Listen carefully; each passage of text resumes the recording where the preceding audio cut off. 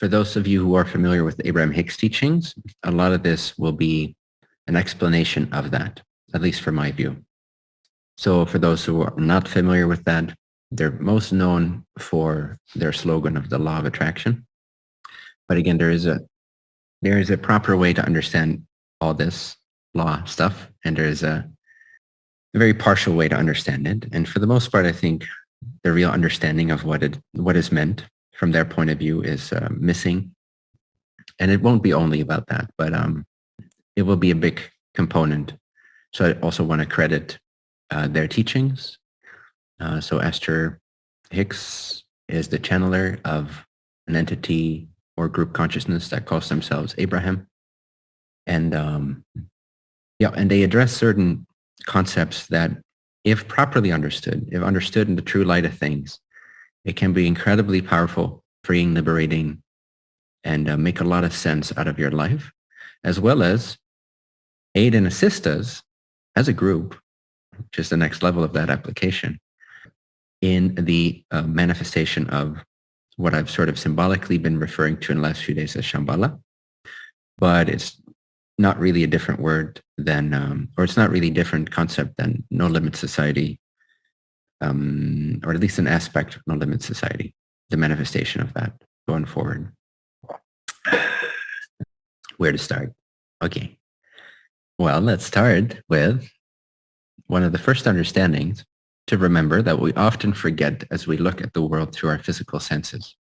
Oh, by the way, I'm also going to bridge the whole enlightenment teachings with this particular component of that, and to generate a greater blendedness or non-separation between the understanding of what we are beyond the individual and a timeless, eternal aspect of ourselves, which is what enlightenment is mostly focused on.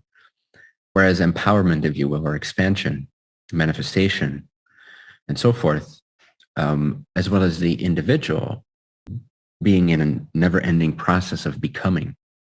So is again, that balance between being and becoming, and how to understand that in a way where experientially it's no longer separate to you. It's actually the same one flow of being and becoming. So first of all, everything that we tend to forget this, but everything is based on vibration or frequency. We've all heard this before, but again, it's very tempting to forget this when you're eating an apple, or when you're in an argument with your spouse, or when you need to pick your kids up from school and you're half an hour late and there's lots of traffic. It's challenging to remind ourselves, to really see. We can remind ourselves conceptually, but often we don't even do that, right? But it's another thing to really see it as frequency, to really remember that it is a vibrational game that's being played nonstop, moment to moment, breadcrumb by breadcrumb. So I want us to remember right now and feel into the fact that everything is frequency. Literally everything is, even manifestation is vibration. But manifestation has its roots in, let's say, the causal body. It has a causal plane. First, it has a cause. It has a seed. It has an idea. It has a desire. This desire then translates into the subtle body or the subtle realm, and it becomes thought. It becomes inspiration. It becomes guidance. It becomes signals. It becomes synchronicity. It becomes intuition, and so forth. And then it transfers further into what we call the physical world, the physical plane. Typically, that's what we call manifestation, but really all of these levels are manifestation. From the absolute's point of view, even awareness is a manifestation. Now, it's not manifest in terms of what we see with our physical senses as physical objects. So we tend to not call it materialization or manifestation, but it is. Awareness is the first manifestation of the absolute reality. And then inside of that awareness, there is the infinite possibility, the infinite range of frequencies and vibrations and unique patterns of vibration and unique compositions and equations of vibration. And that's really what we're dealing with. And what we see as our manifest world is really only the very tip of the iceberg. It's the very end of the line, you could say. It's where the process of becoming finds its end. Where, I should say, every process of becoming. every seed in the causal body that's then turned into inspiration, into movement, and that then becomes physical, when we see it with our physical senses, is the end of the line. It's as far as that manifestation is going to go. Does this make sense? Just nod your head if it makes sense so far. So we're talking about levels of subtlety, but they're all manifestations, starting with awareness. Then the causal body, which has seeds these ideas. They have seeds, ideas, intentions, desires, things you've learned, and so forth.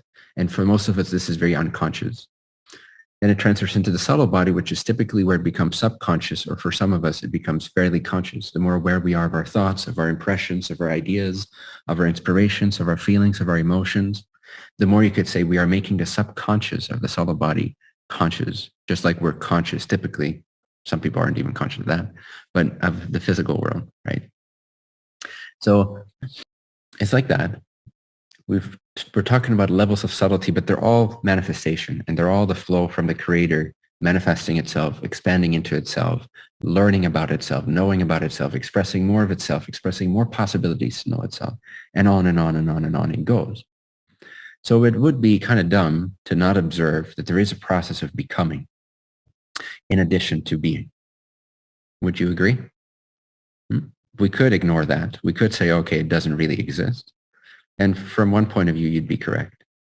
But from almost every other point of view or level of experience, it would be kind of a denial of what's so obviously happening all the time, which is the process of becoming. So everything is frequency. Your every thought, your every action, your every observation has a vibration to it. And this is subtle. The level of vibration is a subtle level. It's subtler even than your thoughts. Thoughts are still manifestations of your vibrations.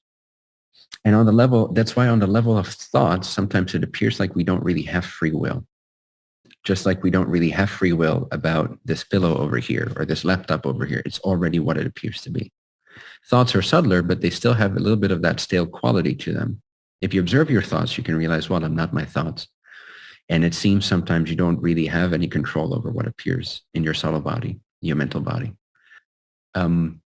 However, these are manifestations of your vibration as well. Whatever vibration you are tuned into, if you view yourself as an antenna for a second, your body, your mind as an antenna, like a radio that's tuned into some frequency. And whatever you're tuned into, you are also broadcasting. You're also radiating. There's no way around it. Whatever you're tuned into, whatever you take the shape of, whatever you take the frequency of, whatever you feel, whatever your state of being, morphs itself around. Whatever frequency it is matching, it is then also sending out a point of radiance, which also operates as a point of attraction. So here's kind of where we start getting into the law of attraction, as Abraham Hicks or Abraham calls it. So the idea being that nothing really is assertion-based, but that everything is attraction-based. This is another way of saying you aren't really a doer, but you are a creator, or you are a radiator, or you are an attractor, or you are a being. But through your beingness, depending on what frequency you take on, your radiance, your point of attraction is going to shift. What you're sending out is going to shift.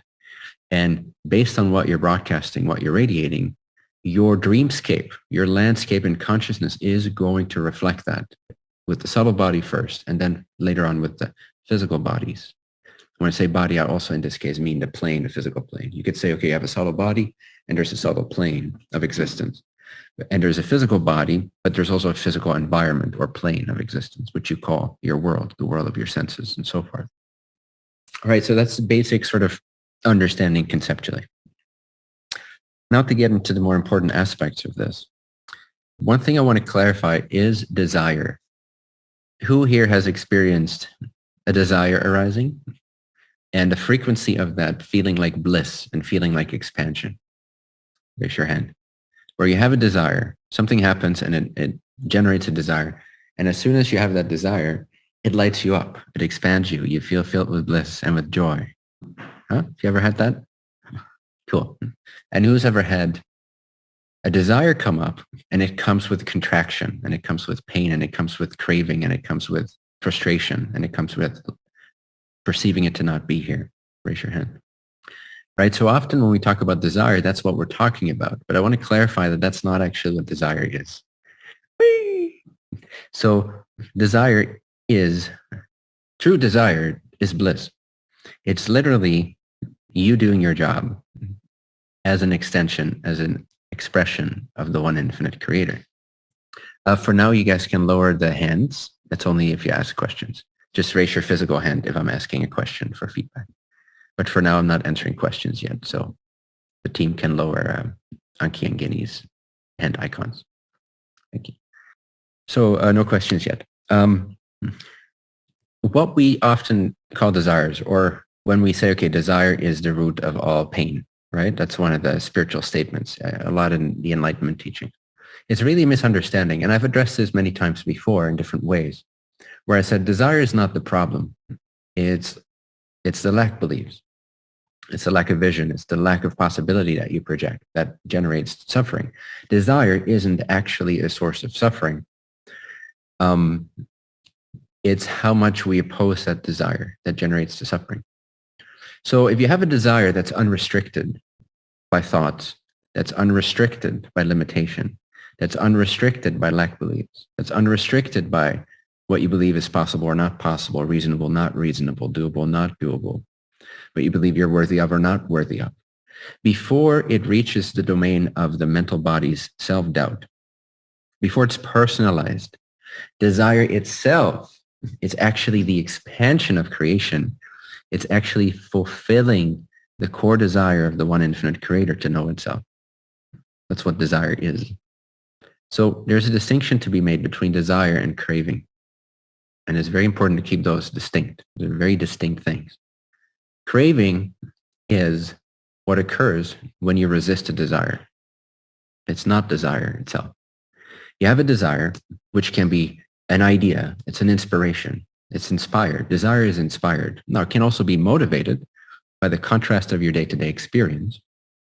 Let's say something happens, as Abraham often says, if you know what you don't want, you know what you do want. It's one of their statements. And they actually call that the first step, saying, okay, you're coming into these physical bodies with the purpose of expansion, of joy, of freedom, of growth. And you knew and you know that you were going to be met with a lot of diversity, with a lot of flavors to choose from, with a lot of experiences, with catalysts. And as you go about your day-to-day life and you encounter that catalyst, you encounter that experience, you encounter that diversity, that contrast. And through that contrast, you are going to, as they say, launch rockets of desire. It's one of their other statements. So as you know what you don't want, you know what you do want. And another way of saying, when you know what does not resonate, what's not why you're here, you also begin to know why you are here. So it's also a clarification. Every time you launch a true inspired desire, it's also a clarification of why you're here and who you are meant to become. What is your process of becoming? What is, in a sense, in your blueprint? What was your intention before you came into these physical vehicles? What was/is your intention for being here? And through the contrast, you sift through that, through your day-to-day experiences, and you become clearer and clearer and clearer on what it is that you are, who it is that you are, who you are here to become, and what would expand upon the universe in the most glorious possible way. What would expand upon the one infinite creator's desire to know itself in a way that's uniquely channeled through your unique fractal of this infinite creation. So desires need to be understood and valued in a new light if we want to take this to the next level, if we want to take our creatorship to the next level, if we want to take our self-knowledge to the next level. So far, does this make sense?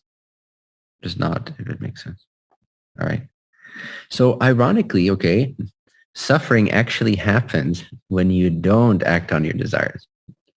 And when you don't act on your desires, it's not even so much about acting on them. It's more about aligning with them, agreeing with them or not agreeing with them. When you disagree with your own desires, when you put lack beliefs in its way, this is when you contract. This is when you cut yourself off from your true self. This is when the emotional guidance system starts kicking in, letting you know, you're believing something that your inner being doesn't agree with.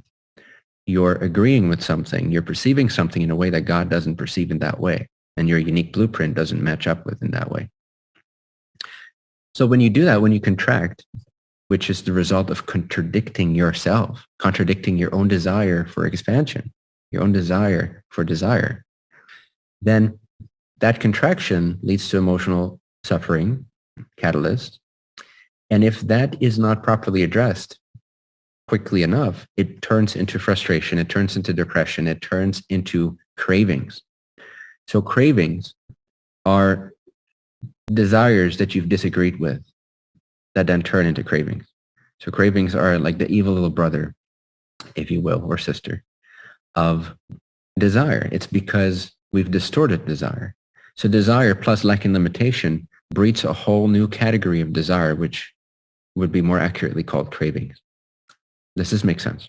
When you contradict your inner flow, your own energy, the desire to expand, the desire to create, the desire to know more of who you are, the desire to become, if you contradict this powerful flow that you came here with, that flow powerful enough to give birth to you, if you contradict that with societal ideas, with limiting beliefs, with self-esteem issues, then that's going to produce this stinky little pond of non-flow where you're not in alignment with this ever forward expanding movement of creation. And then the result is you're going to be filled with cravings. Those are distracting. Those are painful. Those are unfulfilled desires. But it really all begins when you contradict what you want, when you mistrust what you desire, when you put into your own pathway ideas of limitation or unworthiness. That's when the emotional guidance system kicks in, doesn't it? Right away. So I want us to reappreciate desire as the blissful energy of expansion, of the creator coming up with an idea about itself through you, through your experience with the contrast of everyday life. And in contact with that contrast, it launches a new idea. That literally, energetically, immediately, that's already the expansion of the universe right there. When you figure out what you want, when you figure out what's true for you, when you figure out what you desire, when you figure out why you're here, even if it's just a small moment, something happens, you don't like it, and therefore, you're producing more of what you do want. You're adding to that field, to that vortex, as they call it. The clarity, the statement, the declaration of your expansion. You are expanding through knowing what you don't want, and therefore automatically knowing what you do want, even if it's not fully conscious. So that adds to this vortex. And it actually, a couple of days ago, I went deeply into this, and I actually had direct experience of and as the vortex, as they call it. So not just hypothetically or conceptually or intellectually or even as an intuition, but I actually was what they call the vortex. But I'll get to that in a little bit. But basically, you cannot contradict this energy unless you want to suffer, unless that's your idea of expansion, going against everything. But even that is part of the expansion. There's literally nothing you could do that could go against this movement. There's literally nothing you could do that could go against this flow. All you can ever do is add to the expansion, which is another way of saying you cannot make any mistakes. Not really, you know. And it's also another way of saying that all is well. It's a more exciting way of understanding that all is well. Not just like, oh, okay, I have to settle for less than what my expansion truly wants, and I'm going to call that all as well. It's okay. It's actually different than that. It's much more exciting. It's much more energetic and potent. It's much bigger than that. All as well actually means there's literally nothing right now that you could not be adding to the expansion of the one infinite creator. Literally nothing. There's nothing you could think right now that you could do. Even your contradictions to yourself, to your own inner flow, are adding to the expansion of the universe. They're adding to the points of view that the creator has of itself. You are constantly adding to the expansion. From this point of view, also, nothing could ever go wrong. You see, nothing could ever go wrong because there's no exception to everything being added to the swirling, expansive expansion of the one infinite creator's knowledge of itself.